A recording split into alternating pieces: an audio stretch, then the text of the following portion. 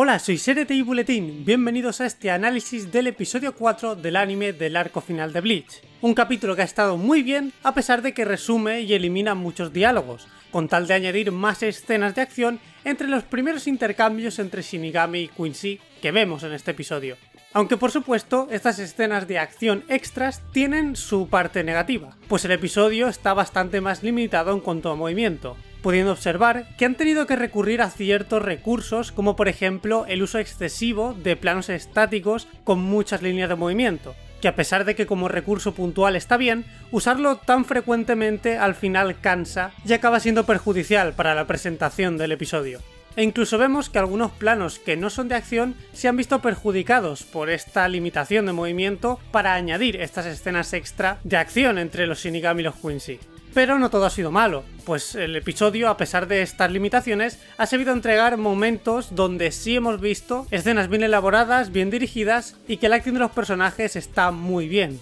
Así que sin más dilación, vamos a empezar a comentar todo lo que ha sucedido en este episodio. ¡Vamos con el vídeo!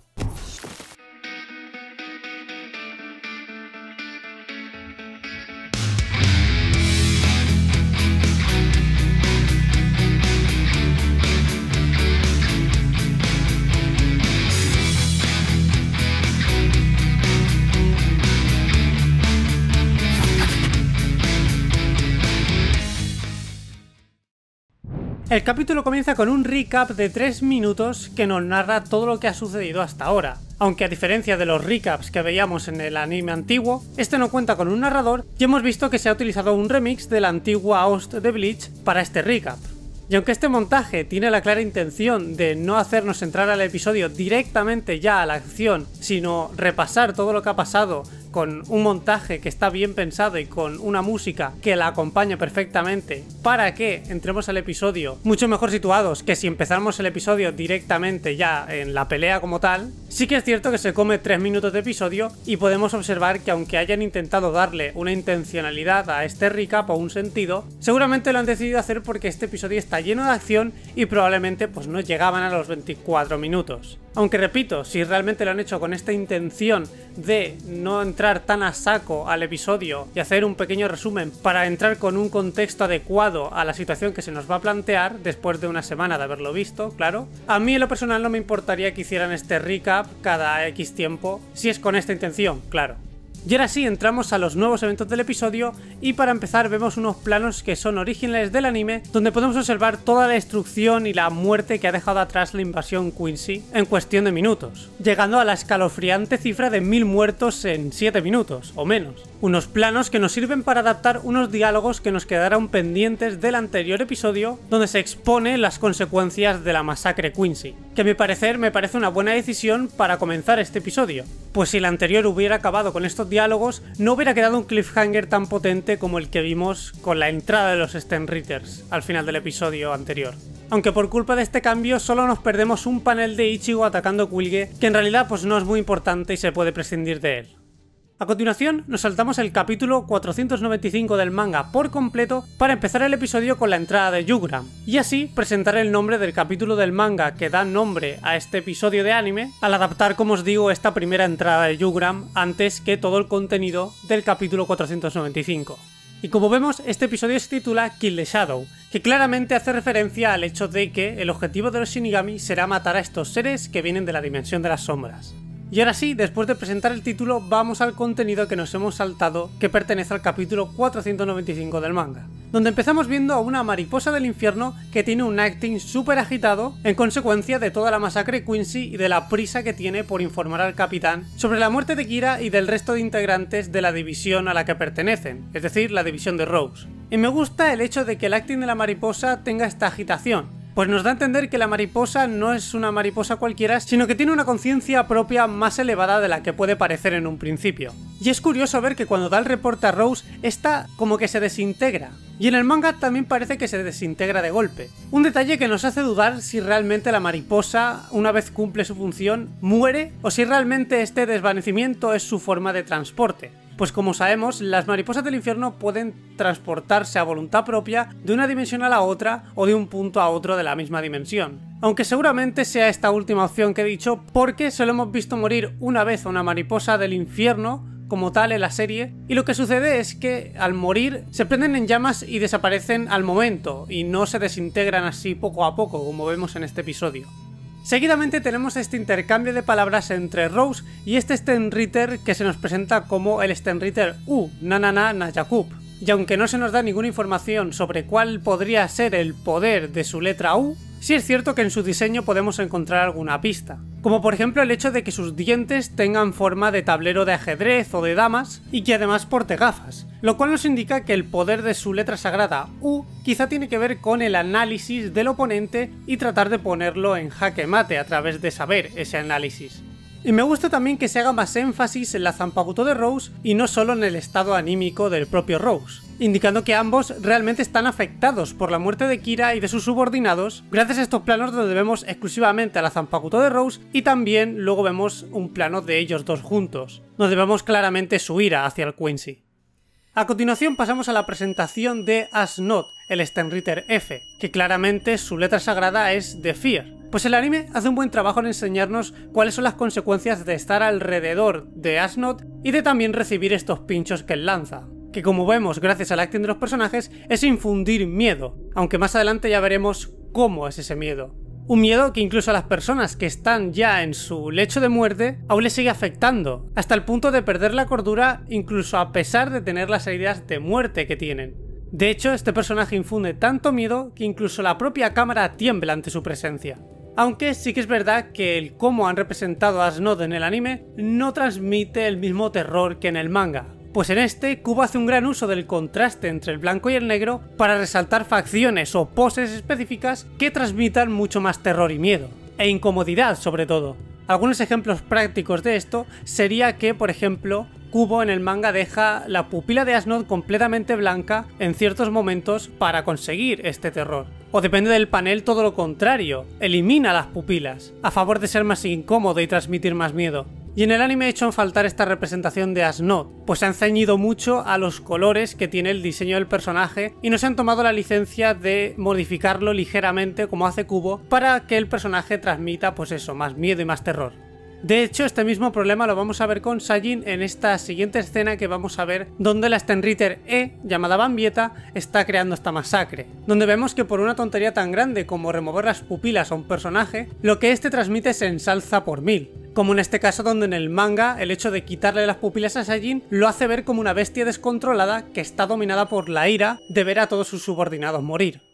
Y a continuación vemos estos nuevos intercambios de golpes que son exclusivos del anime que comentaba al principio del vídeo. Unos intercambios muy interesantes porque se nos da ciertas pistas sobre los poderes de estos Stenritters, como por ejemplo el poder de Bambieta, la Stenritter E, donde vemos claramente que el Reishi que lanza en forma de bola solo explota al entrar en contacto con algo. O por ejemplo también tenemos este Stenritter que no sabemos su nombre pero que se enfrenta a Hitsugaya, donde vemos que su piel se convierte en hierro. O también tenemos este enfrentamiento entre Soifon y este Stenritter robótico, del cual podemos intuir que su naturaleza es completamente robótica, y no es que lleve una máscara puesta. Y un detalle curioso que también me ha gustado es cómo el anime ha representado el Blood Bene, o traje de sangre defensivo. Pues los efectos del anime nos dejan ver claramente cómo es que el Reishi fluye a través de sus venas, para formar esta armadura.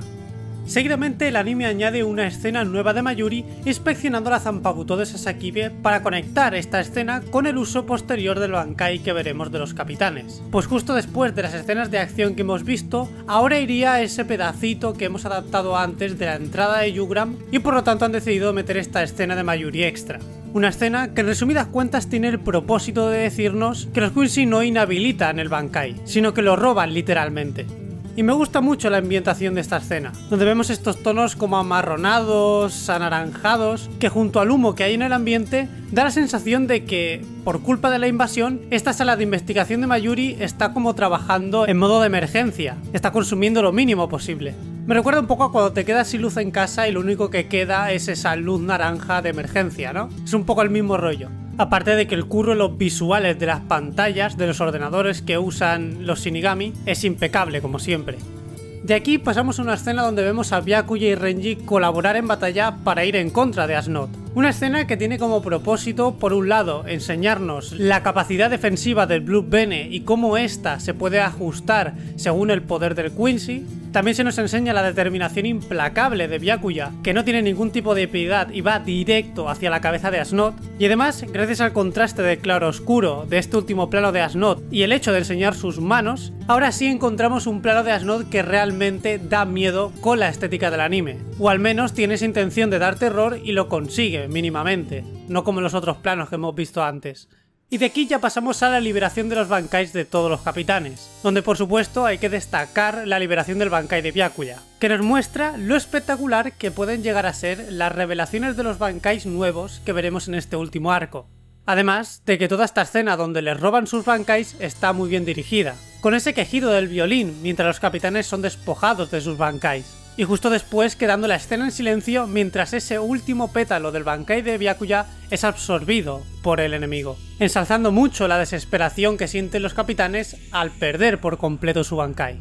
Y algo curioso de esta escena es que el proceso por el cual se roba el bankai es el mismo que vimos con Evern en el anime, mientras que en el manga Kubo se ahorra enseñar el hecho de que roban el bankai de la misma forma que Evern. Y al enseñarnos este proceso de cómo es que roban el bankai tan claramente, queda más que claro que lo que hacen los Quincy's es almacenar la encarnación física de la Zanpakuto en una dimensión portátil, una dimensión que por supuesto se encuentra dentro del medallón, y que puede ser que esté creada por el propio poder del Quincy, como veíamos con la caja negación que tenían los Arrancars, que era una caja donde se almacenaba una dimensión creada por el propio poder del Arrancar en cuestión, o bien que esa dimensión que está dentro del medallón en realidad sea un pedazo de la dimensión de las sombras, y que el Quincy lo único que haya hecho es almacenar esas partículas espirituales que forman esa dimensión de las sombras en ese medallón para encerrar el bankai ahí. Lo cual explicaría por qué cuando se activa el medallón se abre esta especie como de garganta, como si diera la dimensión de las sombras. Aunque a nivel personal creo que es más posible que sea la otra opción que he comentado, que es que el medallón sea un dispositivo muy parecido a lo que fue la caja negación que creó Aizen, y que de la misma manera que los Quincy's han creado una dimensión al agrupar y dar forma a las partículas espirituales, también sean capaces de hacerlo dentro del medallón.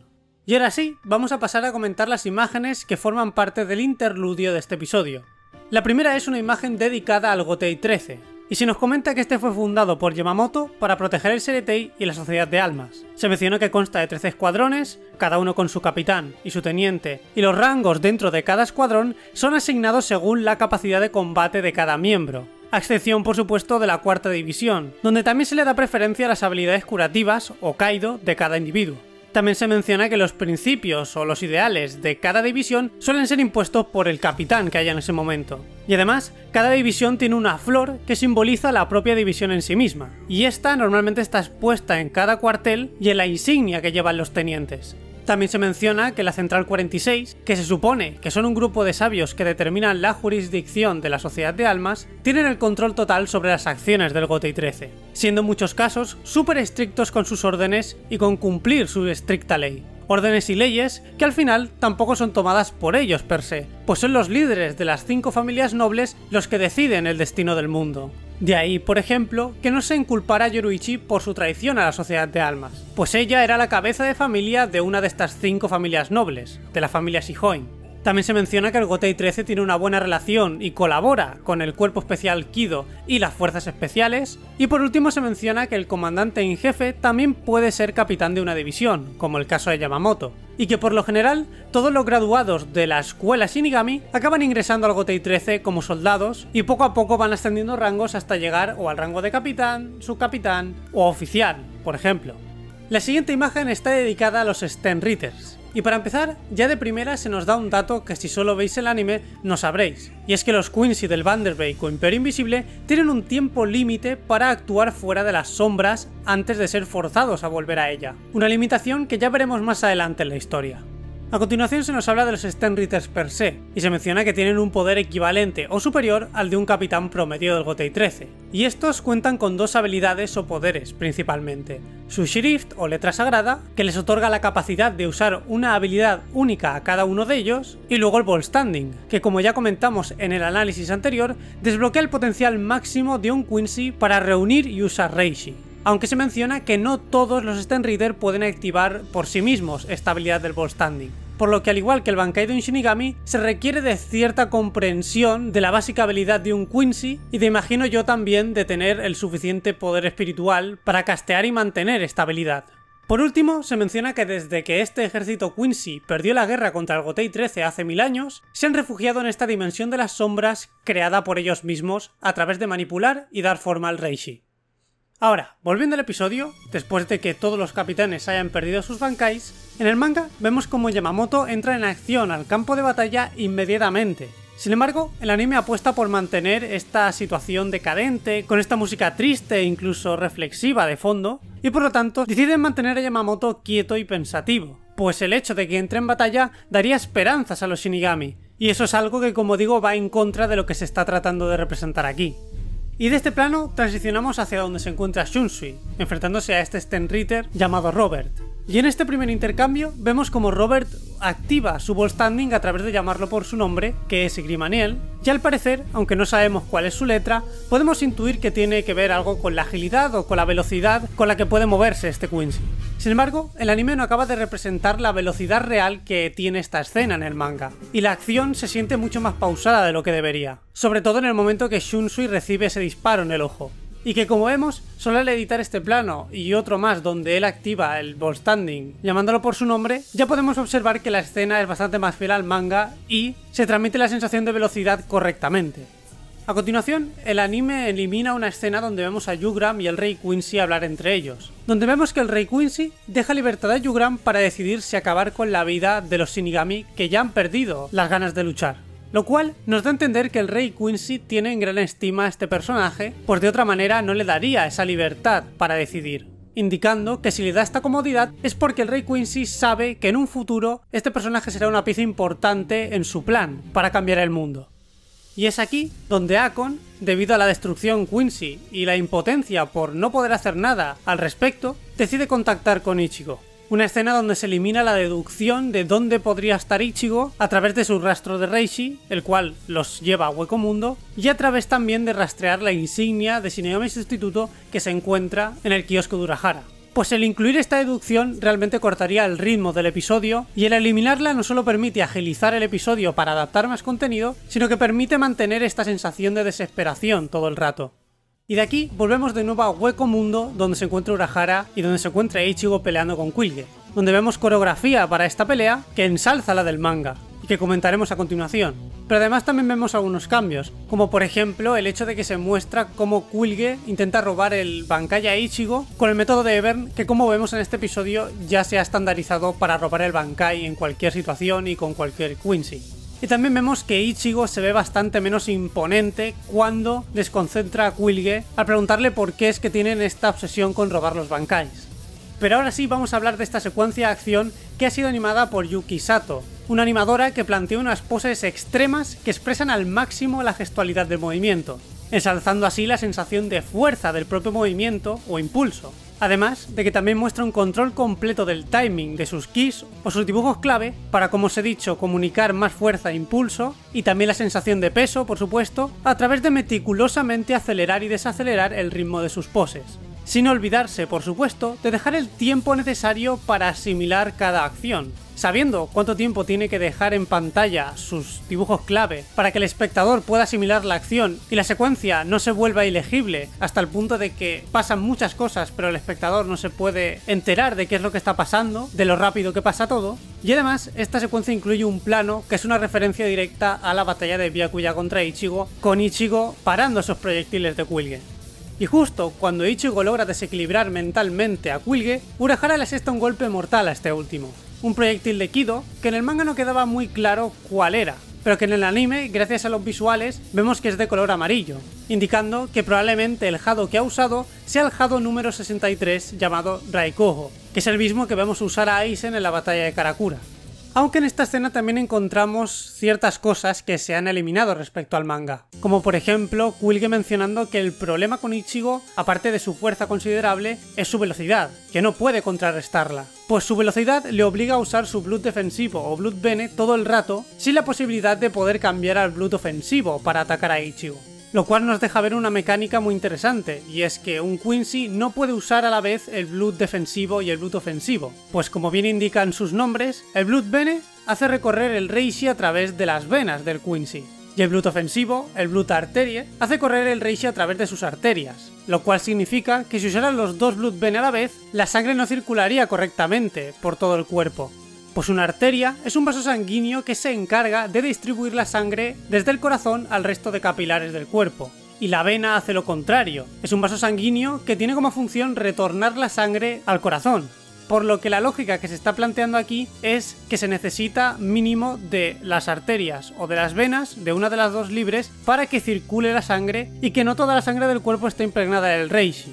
Pues según la lógica que se nos presenta, si toda la sangre estuviera revestida por Reishi, el corazón tendría problemas para llevar la sangre al resto de capilares del cuerpo y luego traerla de vuelta. Por lo que para asegurar la vida del Quincy se necesita que uno de los dos, ya sean las arterias o las venas, estén libres y circule sangre normal para que haya un funcionamiento óptimo del cuerpo. Y es por esto que Urahara puede darle un golpe letal a Killua, que al ser provocado por Ichigo, Killua por un instante pasa del Blood defensivo al Blood ofensivo, permitiéndole a Urahara traspasar su piel y atravesarlo con su Hado. Y justo después de esta escena, Urahara le pasa el móvil a Ichigo para que contacte con Akon y además le abre una garganta para que se dirija hacia la Sociedad de Almas, donde vemos que a diferencia del manga, Ichigo entra a la garganta y empieza a deslizarse, en vez de caminar, a través de la propia estructura que está generando él al expulsar energía espiritual. Un cambio que se ve un poco raro, pero que entiendo por qué lo han hecho, pues es bastante más fácil de animar a alguien deslizándose que caminando, por supuesto. Y mientras Ichigo viaja por la garganta, vemos que también se han eliminado ciertas cosas del manga, como por ejemplo que Akon se ahorra decir todos los datos sobre la masacre en el Sereteir por parte de los Quincy y también se ahorra explicarle a Ichigo su aspecto y su identidad, eliminando así un diálogo que está guay, y es que Akon, cuando le comunica a Ichigo todas las bajas que ha habido en la Sociedad de Almas, este se asegura de decirle a Ichigo que Rukia y Renji están bien. Algo que Ichigo no pregunta, pero que demuestra la flexibilidad que ahora hay gracias a la influencia de Ichigo en la Sociedad de Almas. Pues estoy seguro de que sin la influencia de Ichigo, probablemente Akon no se hubiera preocupado ni siquiera de decirle a Ichigo que sus compañeros estaban bien. Se hubiera limitado a decirle: esto es lo que pasa, ha habido esta invasión, ayúdanos. Pero cuando pensamos que Ichigo va a llegar a la Sociedad de Almas, de golpe porrazo Killua utiliza una técnica Quincy llamada Ransotengai, o marioneta del caos, la cual genera unos hilos de Reishi que van atados a cualquier parte del cuerpo de un Quincy, y estos hilos convergen en un halo de Reishi, que permite mover el cuerpo de un Quincy independientemente de la movilidad que haya perdido este cuerpo, como si se tratase de una marioneta, básicamente. De hecho, esta técnica ya la vimos cuando Uryu la usó para mover su cuerpo envenenado en su enfrentamiento contra Mayuri. Y como información extra, os diré que originalmente esta técnica se empleaba en Quincy's ancianos para que pudieran seguir enfrentándose a los Hollows independientemente de su edad. Sin embargo, hacía muchas generaciones que se daba por perdida esta técnica, y solo Quincy's como Uryu o su abuelo, que aún conservaban las antiguas enseñanzas de los Quincy, conocen cómo usarla. Y es bastante irónico que Killua, que es el que más ha abrazado el desarrollo de la nueva tecnología Quincy y abandonó las rudimentarias costumbres Quincy del pasado, ahora haya sido capaz de cumplir su objetivo de evitar que Ichigo llegue a la Sociedad de Almas gracias a una de estas técnicas del pasado. Por último, tenemos el poder del Shrift o letra sagrada de Killua, la letra J, de Jail o la cárcel, la cual le permite encerrar para siempre o durante un periodo muy largo de tiempo a cualquier cosa dentro de su jaula. Una jaula que se genera a través de un pedazo del Reiryoku o poder espiritual de Killua, y su efecto de encerrar a cualquier cosa en esta jaula funciona de forma independiente y no depende de la cantidad de Reiryoku o poder espiritual restante de Killua, pues si fuera así, Ichigo podría romperla teniendo en cuenta el débil estado de Killua. Como detalle extra, me gustaría añadir que el poder de los Shrifts o letras sagradas se suele combinar con el Ball Standing al usarlo. Pues lógicamente, el Ball Standing, al ensalzar las capacidades base de un Quincy para absorber y manipular partículas espirituales, los Quincy son capaces de aprovechar mejor las habilidades de su propia letra sagrada. Es por esto que en el caso de Killua, por ejemplo, al usar el Ball Standing, sus ojos se tornan literalmente de un patrón que recuerda a las barras de una celda. Por lo que siempre que veáis el diseño de un personaje y su cambio al usar el Ball Standing, tened en cuenta que su aspecto siempre nos dará pistas del poder o habilidad única de cada Shrift o letra sagrada de cada uno de estos Stenritters. Así que si habéis leído el manga o estáis viendo solo el anime, estad muy atentos a estos diseños porque os darán muchas pistas sobre cuál es la habilidad de su letra sagrada y cómo es que esta funciona. O al menos, aunque no saquemos nada en claro de ver el diseño, sí que nos quedará claro en qué se basó Kubo, en qué concepto se basó para crear los poderes de estos Quincy's. Ahora, antes de terminar el vídeo me gustaría comentar un par de cosas con spoilers, así que si solo ves el anime te dejo aquí el minutaje para que vayas al final del vídeo y puedas ver el anime sin comerte ningún spoiler.